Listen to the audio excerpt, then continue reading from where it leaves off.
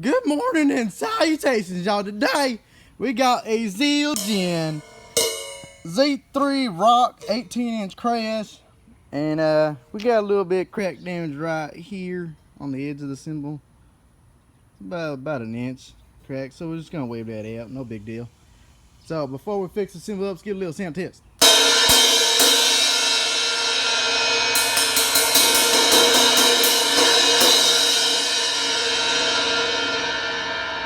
Alright, let's fix this baby up. Alright, y'all, we're back with the Zildjian Z3 Rock Crash 18-inch, and as you can already tell, we fixed the crack area within this cymbal. It's now as smooth as butter. So, let's give a little sound test.